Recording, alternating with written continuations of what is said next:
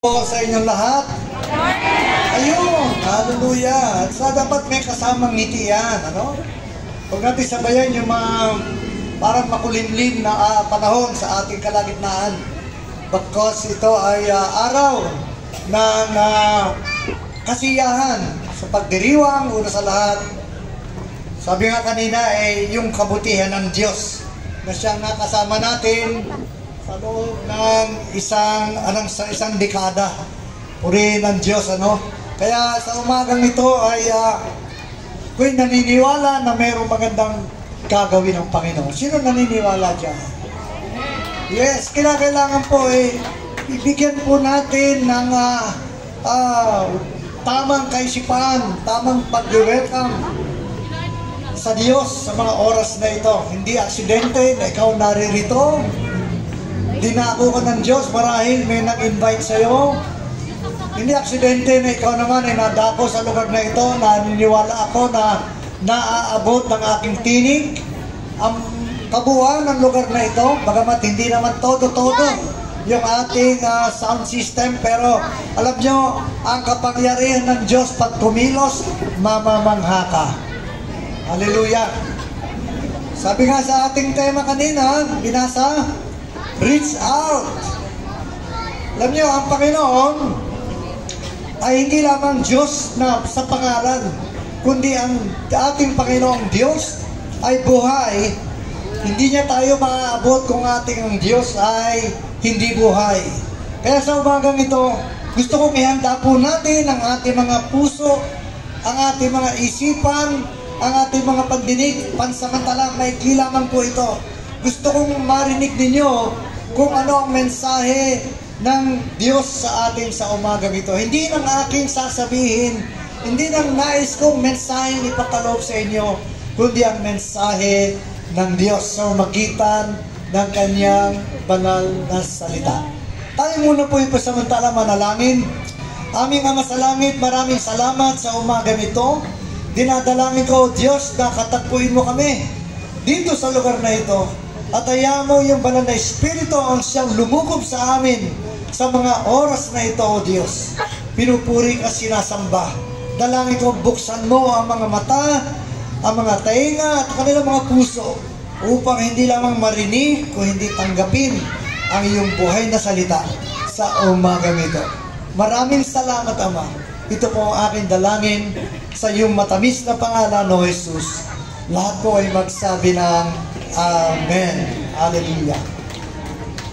Yes, sa umaga nito, yung ating tema, yung binasa kanina, gusto kong ulitin basahin. Ito ay nasa Mateo 11:28-30. Si Jesus po, ang siyang nangungusap po dito, ang sabi niya, lumapit kayo sa akin.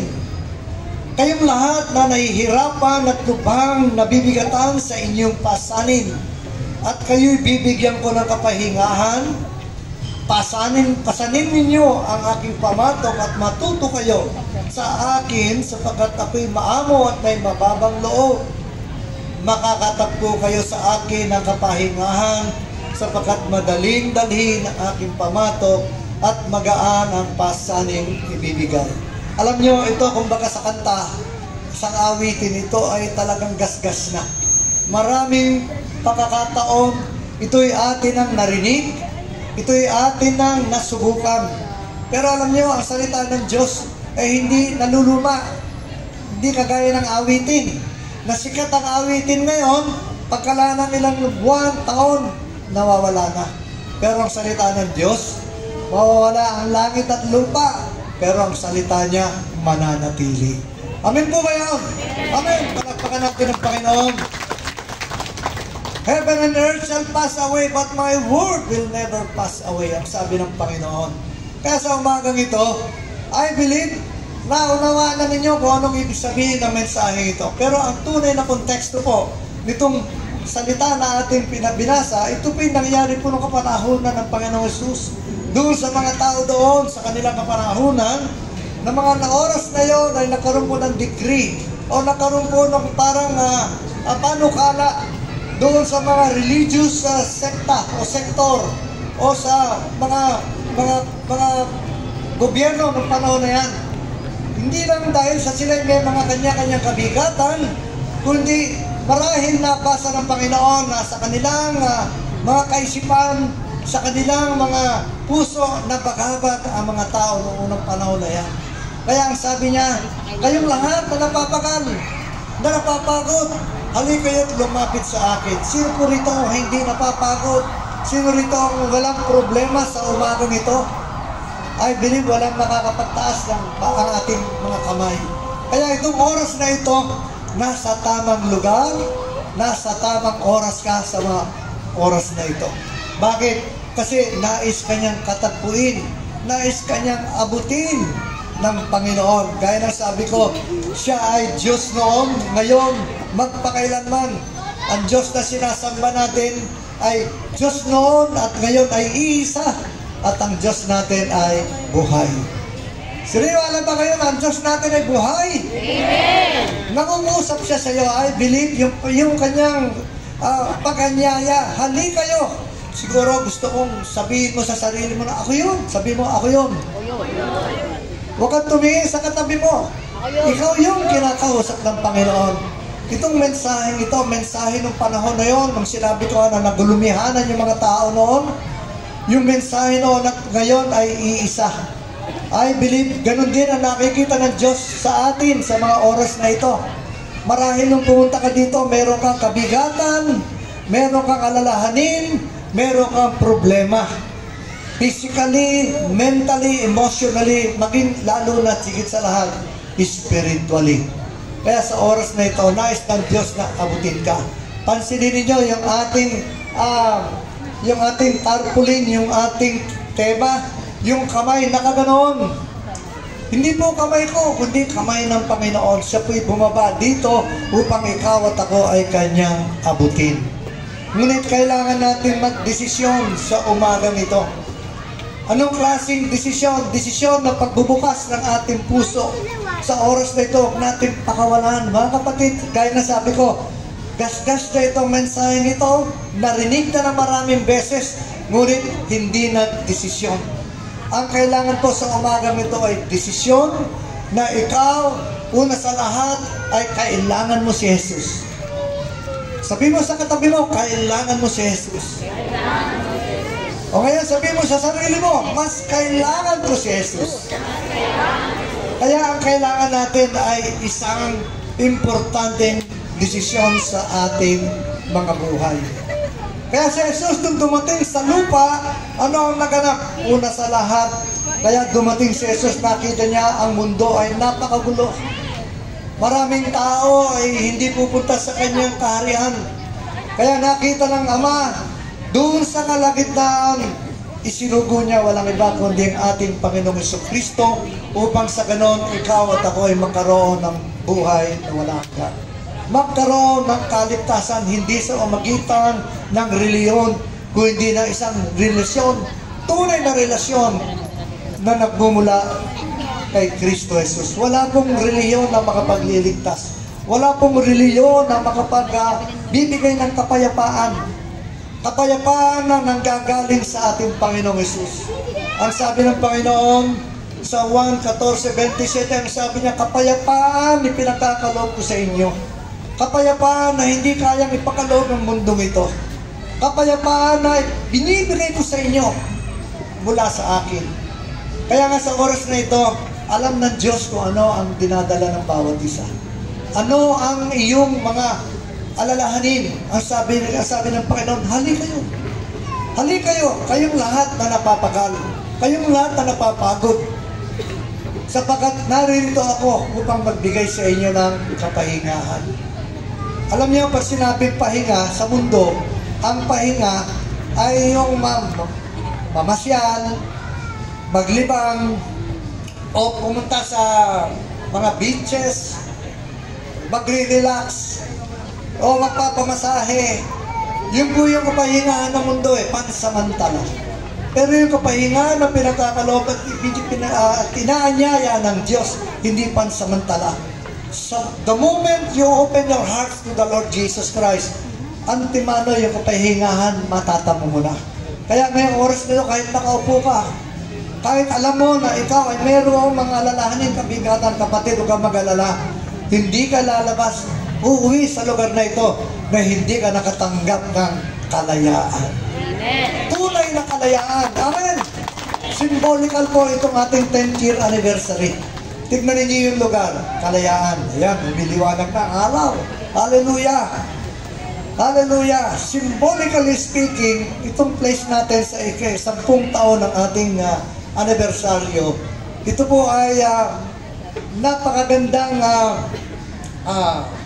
symbol na nanggagaling sa Panginoon. Ang sabi ng Panginoon, kung nasaan ang kanyang Espiritu Santo, nandoon ang kanyang kalayaan. For where the Spirit of God is, there is liberty.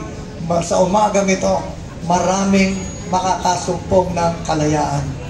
Pero above kalayaan, merong isang napakaganda akong balita sa inyo. Another K, which is kaligtasan. Sino sa inyo gustong tunay magkaroon ng kaligtasan? Amen. Kay Kristo Jesus lamang matatagpuan. Yan ang sinabi ng Ama. Kung gayon na lamang ang pag-ibig, pagsinta ng Diyos sa buong sanlibutan, na kung saan ay pinagkaloob niya ang kaisa-isang bugto niyang anak, walang iba kundi ating Panginoong Jesucristo. Ang sino mang manampalataya sa Kanya hindi mapahamak bagtos magkaroon ng buhay na walang hanggan. Ito po yung tugon ng Diyos sa atin. Una sa lahat, bigyan Kanya ng kaligtasan kay Kristo Jesus, sapagkat walang sino man makakaparoon sa Kanyang Ama maliban lamang sa Kanya. Bakit kailangan natin ng kaligtasan? Kasi sabi sa Roma 3:23, for all man have sinned and come fall short to the glory of God. Walang makapaghahatid ng sino man sa kanyang sarili sa Ama maliban ng dumaan sa kanyang bugtong na anak na si Jesus. Pero kailangan po nating magsisi sa ating mga kasalanan. Kailangan natin buksan, tanggapin ang ating Panginoong Jesucristo sa iyong puso, sa iyong buhay, upang ikaw ay magkaroon ng tunay na kalayaan. Alam niyo ba, matagal nyo nang naririnig ito, I believe. Ganyan ako nung una. Ang daming beses ko naririnig itong ganitong mensahe. Kaya sabi ko nga, gas-gas na itong mensahe na ito eh.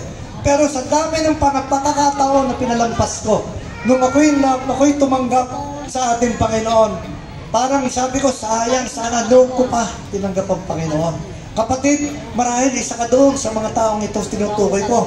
Maraming beses mo nang narinig, pero itong pagkakataon ito, huwag mong palampasin.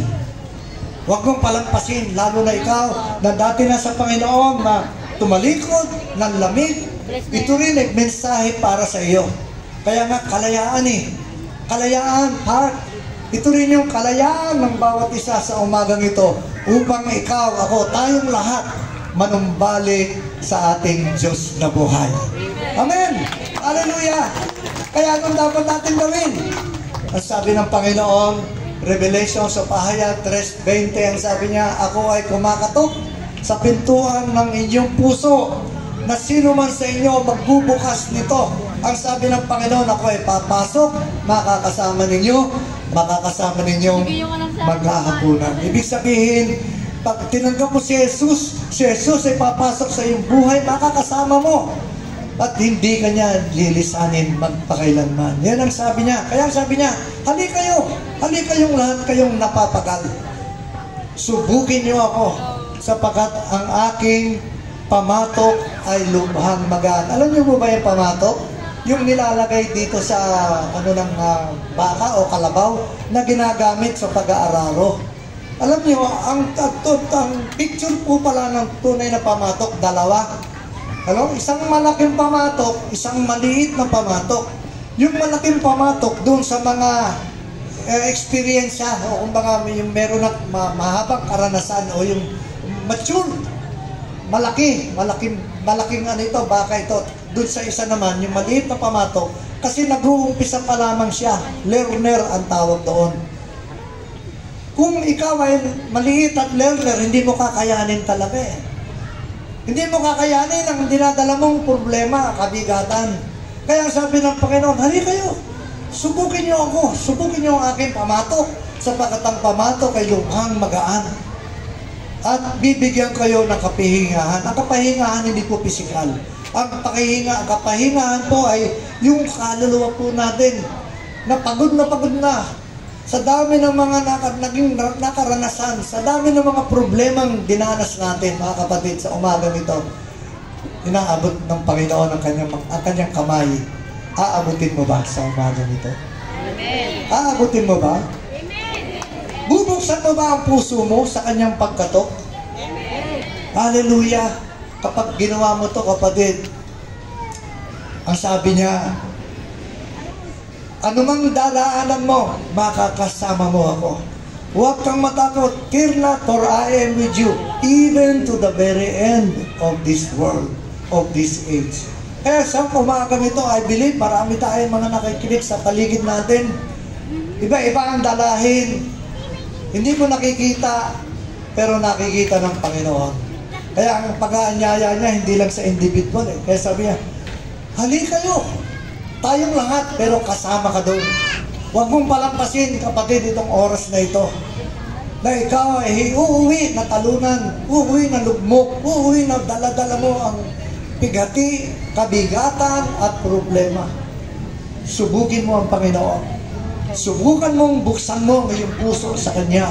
Tanggapin siya bilang Panginoon tagapagligtas. I tell you, yung nangyari sa akin noong from that time on, na maraming beses kong naririnig sa radyo, sa telebisyon, sa ganitong gawain, nakikinig lang ako, nagmamasid, tinitignan.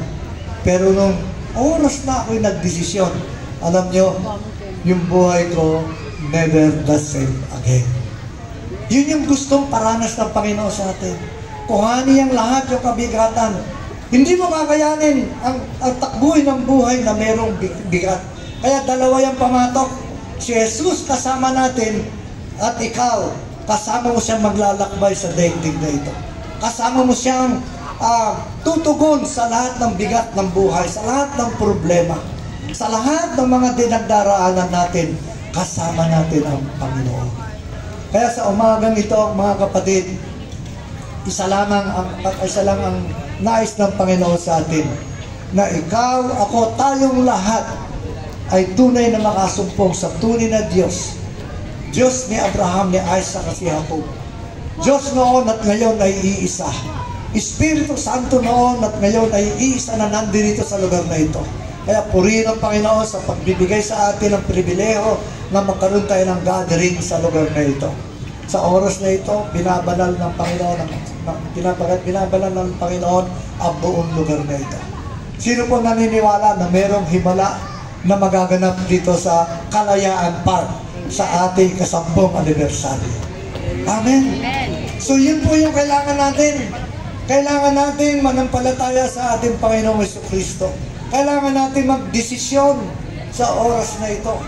Kailangan natin buksan ang ating mga puso. I believe nakikita ng Diyos Ama, nakikita ng Diyos Anak na walang iba kung ating Panginoon Jesucristo, nakikita ng Banal na Espiritu ang kalalagayan ng bawat isa. Kaya anong dapat natin gawin? Ihanda po natin ang ating mga puso, ihanda po natin ang ating mga sarili. Tayo lahat ay tumayo sa mga sandaling ito.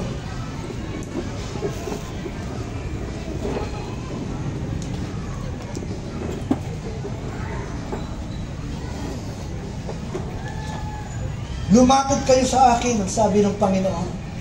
Kayong lahat na nahihirapan at lubhang nabibigatan, sapagkat ang aking pasanin ay lubhang magaan.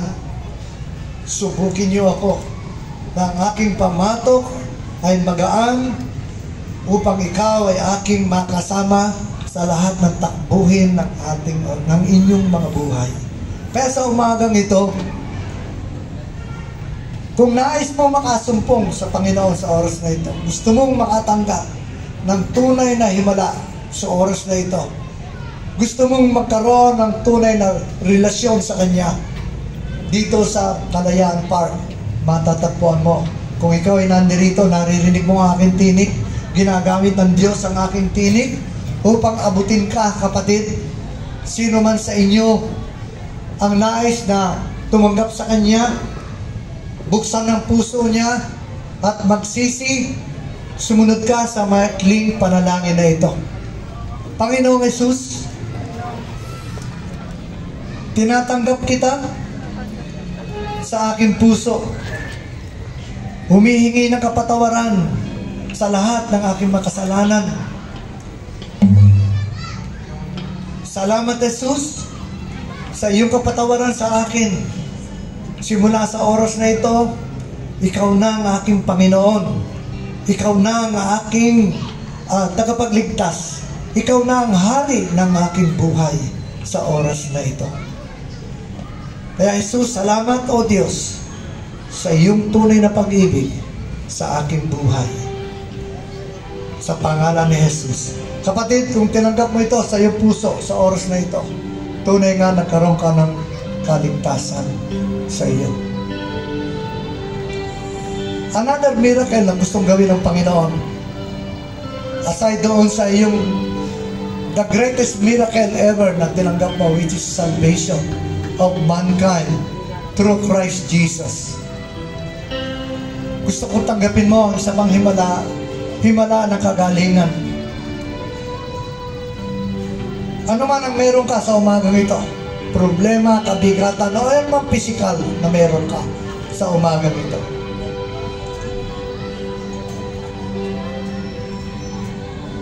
taas mo yung mga kamay.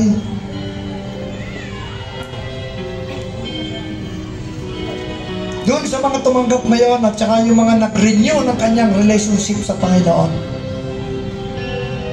inaanyayahan kitang lumapit sa harapan ngayon sa oras na ito as a step of faith. Lumapit ka dito, halika, lumapit ka dito. Mananalangin tayo sa lahat. Halika kayo, huwag kayong mahiya, halika kayo.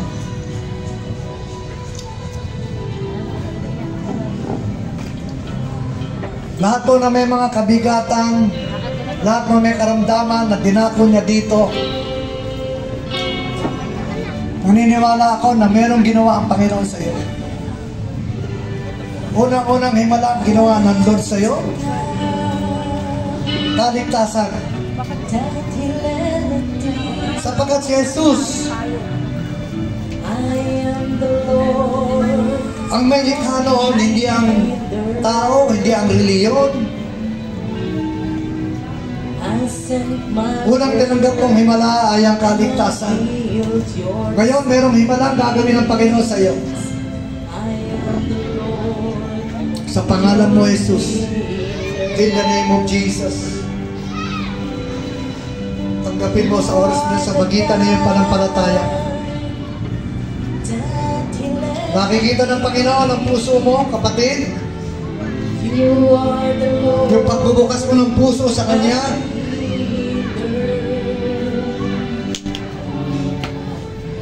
you sent your word and you healed my disease.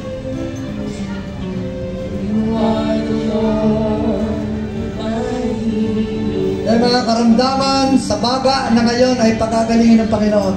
I am the God. May mga karamdaman sa iyong tiyan, pagagalingin ng Panginoon. I am the Lord, your healer. May mga karamdaman sa iyong likod mula patok hanggang bewang, pagagalingin ng Panginoon. Hindi ko alam yan, pero alam ng Diyos. Maaaring cancer, may cancer ka sa oras na ito. Hindi mo alam. Meron magsisimula. Merong bukol o naman ito. Sa oras na ito, may himalang gagawin ng Diyos. Sa pangalan mo, Jesus. Kanina, tinanggap niyo himala ng kaligtasan.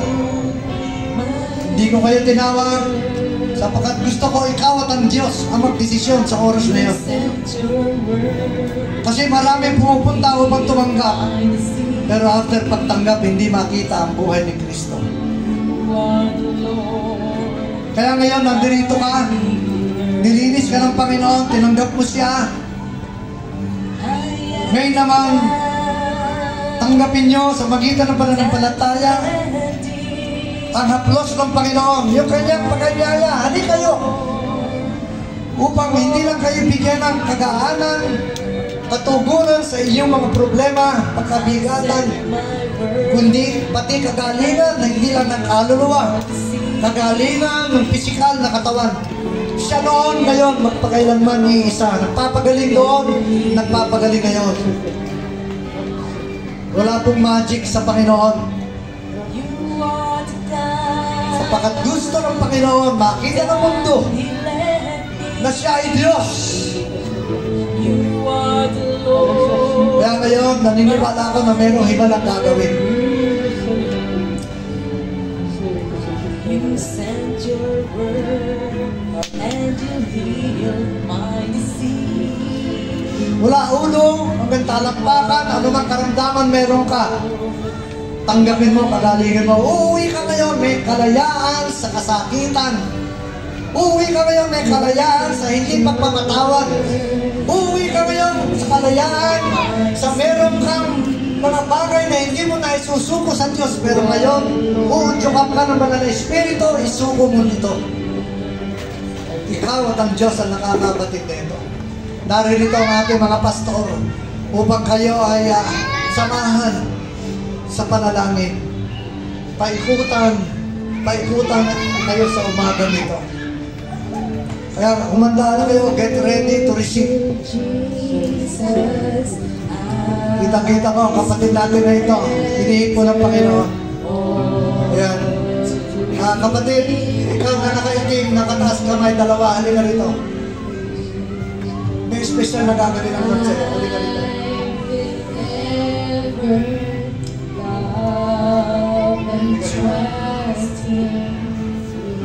Paraanin niyo si brother. Dito ka.